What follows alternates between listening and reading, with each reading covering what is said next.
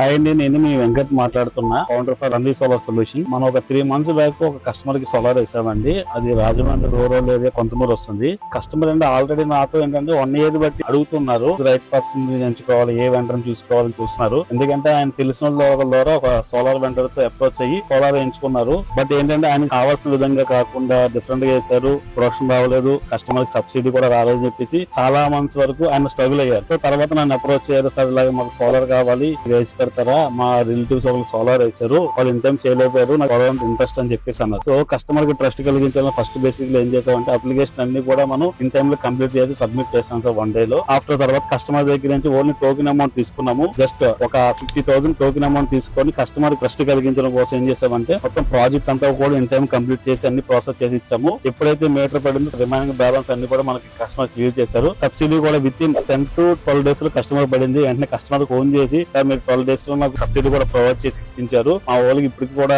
Subsidy రాలేదు. ఆ వెంటనే ఏదో రీజన్ చెప్పి అది లేదు ఇది లేదు అని చెప్పేసి సిస్టమ్ ప్రాపర్ రిలేటెడ్ చేయలేదు అంటే ఎర్రర్ వస్తుందని చెప్పేసి కస్టమర్ ని రాంగ్ గైడెన్స్ ఇస్తున్నారని చెప్పేసి చెప్పారు. ఎప్పుడైతే 12 days లో సబ్సిడీ పడిందో కస్టమర్ చాలా హ్యాపీగా ఫీల్ అయ్యారు.